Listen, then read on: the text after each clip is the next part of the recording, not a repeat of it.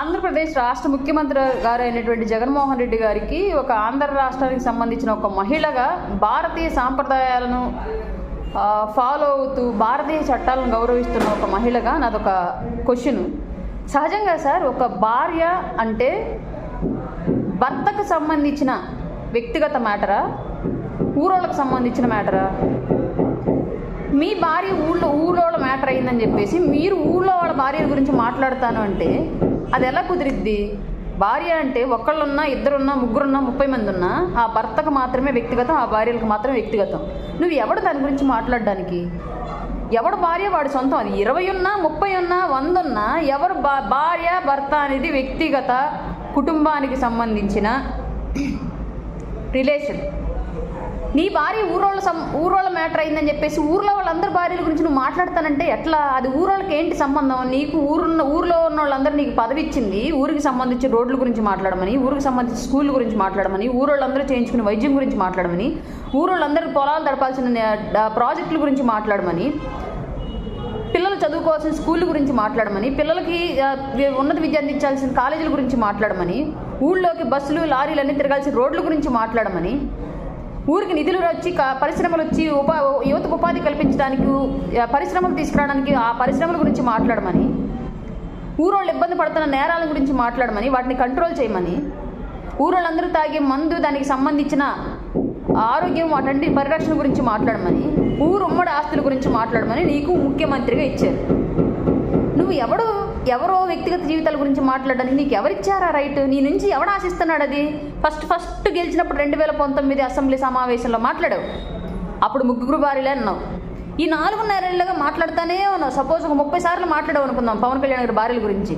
3 ఉన్నారు కానీ 3 కాస్త 30 మంది అయ్యారా? 3 ఉన్నారుగా. కానీ ఇది రాష్ట్ర ప్రజలందరికీ తెలుసుగా ఆయన 3 భార్యలు అన్న సంగతి ఫస్ట్ సభలో చెప్పావుగా. తెలియదు అనుకుని చెప్పావు అనుకుందాం సపోజ్. ఈ 30 సార్లు చెప్తానే ఉన్నావుగా, రాష్ట్ర ప్రజలకు తెలుసుగా. మళ్ళీ ఎందుకు దాని గురించి ఎవరికి కావాలి? మేము అడుగుతున్నాము నిన్ను. రాష్ట్ర ప్రజలు నీ నుంచి నువ్వు ఇచ్చే ఘనమైన స్పీచ్, ప్రజల డబ్బులు ఖర్చు పెట్టి ప్రజలకు సంబంధించిన ప్రాపర్టీతో ఒక ముఖ్యమంత్రిగా నువ్వు వెలుగొంతూ నువ్వు ఇచ్చే స్పీచెస్ పవన్ కళ్యాణ్ గారి భార్య గురించి మాట్లాడమని నిన్ను ఎవడన్నా అడిగాడు రాష్ట్రంలో? నీ భార్య ఊరోళ్ళకి సంబంధించిన మ్యాటర్ అయిందని మీ భారతి గారు ఊర్లో వాళ్ళందరి భార్యలు నీలాంటి ఊరకొక్కలు మాట్లాడుకునే పరిస్థితులు లేరు. నీ ఇంటి ఆడబిడ్డలకు ఎంత గౌరవం ఇచ్చుకుంటావో పరా ఇంటి ఆడబిడ్డలకు కూడా అంతే గౌరవం ఇవ్వు.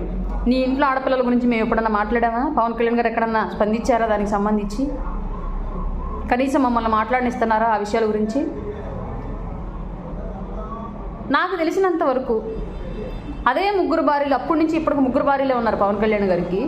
లేదు ఇంకా పెరిగినది ఆయన వ్యక్తిగత విషయము. 3 ఉన్నా, 30 మంది ఉన్నా, 300 మంది ఉన్నా, నీకున్నా సరే మాకు సంబంధం లేదు దాని గురించి. మాకు అవసరమైన విషయాలు 2019లో నువ్వు మాట్లాడినప్పుడు రాష్ట్రం యొక్క అప్పులు ఎంత ఉన్నాయి, ఇవాళ ఎన్ని చేసావు, ఎన్ని లక్షల కోట్లు చేసావు, ఆ రోజు రోడ్లు ఎలా ఉన్నాయి, ఈ రోజు ఎలా ఉన్నాయి, ఆ రోజు మీటర్కి ఒక గుంట ఉండేది, ఇవాళ అసలు అరడుక్కి ఒక గుంటలు పడిపోయాయి. ఎంతమంది ఊపిరిలు పోతున్నాయి మా కళ్ళారా మేము చూస్తున్నాం నిరంతరం. నీ సాక్షి పేపర్లో రాయరేమో కానీ మిగతా పేపర్లో రాస్తున్నారు, మిగతా ఛానల్స్లో చూపిస్తున్నారు, మిగతా సోషల్ మీడియాలో కూడా చూపిస్తున్నారు. రోడ్ల కుంట్ల వల్ల ఎంతమంది ప్రాణాలు పోతున్నాయి మేము అందరం చూస్తున్నాం. ఆ రోజు నువ్వు పెండింగ్లో ఉన్న ప్రాజెక్టులు ఎన్నో నేను అధికారులకు ఎక్కినప్పుడు ఈ 4.5 ఏళ్ళలో ఎన్ని పూర్తి చేసావు, ఎన్ని మరమ్మతులు చేయించావు? ఆ రోజు ఎంతమంది నిరుద్యోగ యువత రాష్ట్రంలో ఉన్నారు, ఎంతమందికి నువ్వు ఉద్యోగాలు కల్పించావు? ఈ 4.5 ఏళ్ళలో ఎంతమంది నిరుద్యోగ యువత పెరిగారు, వాళ్ళందరికీ ఉద్యోగాలు కల్పించడానికి నువ్వు ఎలాంటి పరిస్థితులు నీ రాష్ట్రంలో తీసుకొచ్చావు? ఆ రోజు సామాన్యుడు మామూలు ఉద్యోగి యొక్క జీతం ఎంత, ఇవాళ ఎంత పెంచావు? వాళ్ళు ఎంతమంది సంతోషంగా నీ కింద నీ అండర్ గవర్నమెంట్లో పనిచేస్తున్నారు? ఆ రోజు ఆడబిడ్డల మీద జరిగిన నేరాలు ఎన్ని, ఆడబిడ్డలకు మిస్సింగ్ కేసులు ఎన్ని, ఆడబిడ్డల మీద జరిగిన దాడులు ఎన్ని? ఇవాళ నువ్వు ఎన్నింటిని కంట్రోల్ చేసావు? ఏ స్థాయిలో పెరిగిపోతుందో వాటన్నింటిని కంట్రోల్ చేయడానికి ఏం చర్యలు చేపట్టావు? ఆ రోజు అప్పుల బాధలు భరించలేక ఆత్మహత్యలు చేసుకున్న రైతులు ఎంతమంది? నువ్వు ఈ 4.5 ఏళ్లలో ఎంతమందిని కంట్రోల్ చేసావు? ఎంతమందికి ఇంకొకసారి ఆ పరిస్థితి రాకుండా ఎలాంటి చర్యలు ఈ రాష్ట్రంలో చేపట్టావు? ఏ రైతు కన్నీళ్ళు నువ్వు తుడిచావు? తుఫాన్లు ఒకదాని తర్వాత ఒకటి వస్తానే ఉన్నాయి. ఈ రాష్ట్ర విపత్తు నిర్వహణ శాఖకు సంబంధించిన నిధులు నువ్వు పక్క మళ్లించావు రకరకాల పనులకు అని చెప్పేసి. వాటన్నింటిని నువ్వు మళ్ళీ ఎప్పుడు తీసుకొస్తావు? మళ్ళీ తుఫాన్లు వస్తే మళ్ళీ రైతులను ఆదుకోవడానికి సిద్ధంగా నువ్వు ఎలాంటి ఫండ్స్ రెడీ చేసి పెట్టావు, ఎలాంటి చర్యలు చేపట్టావు? పవన్ కళ్యాణ్ గారు 3 భార్యలే. నువ్వు అధికారంలోకి వచ్చిన దగ్గర నుంచి, నువ్వు అధికారంలో లేనప్పుడు కూడా, నువ్వు అధికారం నుంచి దిగిపోయినా కూడా 3 ఉంటారు, 3 ఉన్నారు. నువ్వు 30 సార్లన్నా 300 సార్లన్నా 3 ఉన్నారు. నువ్వు రాష్ట్ర ప్రజలకు పదే 3 భార్యల గురించి చెప్పాల్సిన అవసరం లే. అందరికీ తెలుసు. ఈ 4.5 ఏళ్లలో నీ రాష్ట్రం గవర్నమెంట్లో, నీ గవర్నమెంట్లో రాష్ట్రానికి జరిగిందేంటి, జరగాల్సిందేంటి, జరగబోయేదేంటి, ఏం చేశావు? భార్య అనే కాన్సెప్టు మన ఇంట్లో మన చేతగానితనం వల్ల మన భార్య ఊరోళ్ళ మ్యాటర్ అయిందని చెప్పేసి మన అసమర్థతను మనం గమనించుకోలేక మన భార్య ఊరోళ్ళ మ్యాటర్ ఎందుకైంది, మనం ఊరకొక్కలాగా ఊళ్ళ మీద పడి తిరుగుతుంటే కదా మన భార్య ఊరోళ్ళ మ్యాటర్ అయింది. ఆ ఫ్రస్ట్రేషన్ తోటి మనం ఊరోళ్ళ భార్యల గురించి మాట్లాడతానంటే ఎలా కుదిరిద్ది?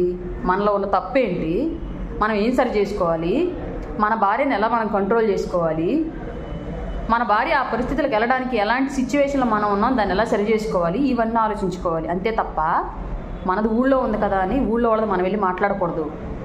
అట్లా మాట్లాడేవాడిని ఊరకొక్క అంటారు. విజయమ్మ గారికి అసలు అమ్మ నాకు తెలిసినంతవరకు కూలోళ్ళమి, తక్కువ కులస్తులమైనా సరే మేము మా బిడ్డలు చాలా పద్ధతిగా పెంచుకుంటున్నాం.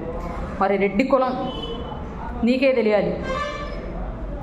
నాకు తెలిసిన రెడ్లు నా చిన్నప్పుడు పర్చూరు మండలంలో ఇంకోలు పక్కన పావులూరు అన్న ఊరు ఉంటుంది. అది నన్ను చిన్నప్పటి నుంచి పెరిగిన ఊరు. నిద్ర లేస్తే రెడ్లతోనే వాళ్ళ పిల్లలతోనే ఆడుకున్నాను, వాళ్ళ కుటుంబాలతోనే కలిసి పెరిగాను, వాళ్ళ కుటుంబాలతోనే కలిసి తిన్నాను. అందరూ ఆడబిడ్డలను చాలా గౌరవం ఇచ్చేవాళ్ళు.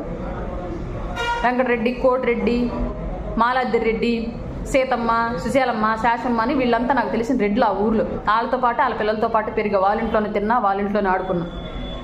చాలా గౌరవంగా చూస్తారు ఆడబిడ్డల్ని. మరి ఈయనెక్కడ రెడ్డి నాకైతే తెలీదు. మీ అబ్బాయికి చెప్పండి, అయ్యా మన కొంప దరిద్రం ఇది, వాళ్ళు మాట్లాడట్లేదు అంటే వాళ్ళు సరైన పెంపకం పెరిగారు, నేను నిన్ను సరైన పెంపకం పెంచలేకపోయాను, కానీ జనంలోకి వెళ్ళావు కదా ఇంకా నువ్వైనా బుద్ధిగా నేర్చుకో. ఆడబిడ్డల గురించి మాట్లాడకూడదు. నీ ఇంట్లో నీ చెల్లి ఎలాగో, నీ తల్లి ఎలాగో, నీ తాత ముత్తాతల యొక్క భార్యలు, నీ ఆడబిడ్డలు ఇద్దరు ఎలాగో, అలాగే వాళ్ళల్లో ఆడపిల్లలు కూడా పదే పదే ఆడవాళ్ళను బయటకు తీసుకొచ్చి రాజకీయం చేయటము, ఎస్పెషల్లీ రెడ్డి సామాజిక వర్గంలో చెందిన ఈ రెడ్డి రాజకీయం చేయడం పద్ధతి కాదయ్యా అని చెప్పండి అమ్మ విజయమ్మ గారు. ఇట్లాంటి కొడుకును కని ఇట్లాంటి నీచ పెంపకం పెంచి జనం మీద కుదిలారు మీరు. ముఖ్యమంత్రి స్థాయిలో ఉండడం మూలంగా మేము మాట్లాడాల్సి వస్తుంది. మిమ్మల్ని మాట్లాడినా, మీ కోడలు గారిని మాట్లాడినా, మీ కూతురు గారిని తలుచుకున్నా మేము మాట్లాడాల్సి వస్తుంది. అది మీ ఇంట్లో కూర్చొని మీరు ఎన్ని మాట్లాడుకున్నా మాకు సంబంధం లేదు. మీ బాత్రూంలో హత్యల విషయం మేము ఇప్పుడు మాట్లాడలేదు, అది కేవలం పబ్లిక్ ఇష్యూ అయింది కాబట్టి మాట్లాడాం. అలాగే ఆడబిడ్డల గురించి మాట్లాడేది రాజకీయం కాదు, అభివృద్ధి గురించి మాట్లాడేది రాజకీయం. 30 మంది 70 మంది సలహాదారులతో ప్రభుత్వాన్ని నడుపుతూ కోడికత్తి బాత్రూమ్ హత్యతోటి అధికారం చేజిక్కించుకొని ఆడెవడో ఐప్యాక్యూడ్ వేసిన స్కిట్టులతోటి ఇలాంటి అరాచకాలు చేస్తూ 4.5 ఏళ్ళు గడిచిపోయాయి. 4.5 ఏళ్ళుగా పవన్ కళ్యాణ్ గారు ప్రజల పక్షానే పోరాడుతున్నారు, అదే భార్యలతో ఉన్నారు. ఆయన సమస్య అదే, ఆయన వ్యక్తిగతము ప్రజలకు సంబంధించిన సమస్యలపై పోరాడుతూనే ఉన్నారు. నువ్వు ఒక ముఖ్యమంత్రి, నువ్వేం చేసావు దాని గురించి మేము అడుగుతుంది.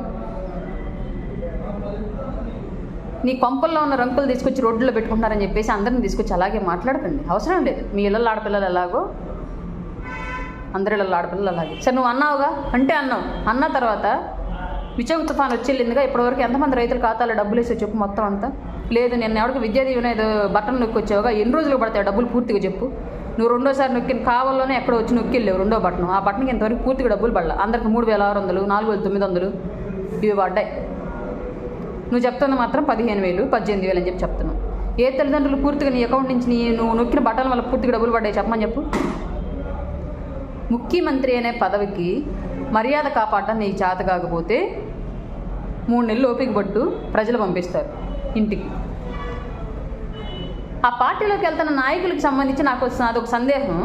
ఇప్పటివరకు ఎట్లా ఉన్నారు, ఇక మీదట ఎలా ఉంటారు? ఇవాళ పవన్ కళ్యాణ్ గారి భార్యల గురించి మాట్లాడినాడు, రేపు పొద్దున మెంటలు ఎక్కువ మరీ స్క్రూ లూజ్ అయితే మీ భార్యల గురించి, మీ బిడ్డల గురించి, మీ తల్లుల గురించి మాట్లాడ్డా మీకు సిగ్గనిపెట్టలా? ఏళ్ల తరబడి రాజకీయ చరిత్ర చూస్తే ఎప్పుడన్నా ఇట్లాంటి దరిద్రుడి కింద రాజకీయం చేశారా? ఇట్లాంటి వాడిని ఇంకా ప్రజలు నమ్ముతారని మీరు భావిస్తున్నారా? ఇంకా ఆ పార్టీలు ఎట్లా ఉంటున్నారు, ఎలా కంటిన్యూ అవుతున్నారు? అంటే మీరు కూడా అదే టైప్ ఎదవలా, లేదంటే అధికారం కోసం ఎదవ కింద పనిచేస్తున్నారా? సిగ్గు సరలేని సంతంతా మా రాష్ట్రంలోనే వచ్చింది. ఇంకో 3 నెలలు ఆగి దయచేసి ఆంధ్ర రాష్ట్ర ప్రజలు ఈ దరిద్రాన్ని దించండి అయ్యా బాబు. పడగద్దులు జరిగే వ్యవహారాన్ని పబ్లిక్ సభలో మాట్లాడుతున్నాడు దరిద్రుడు.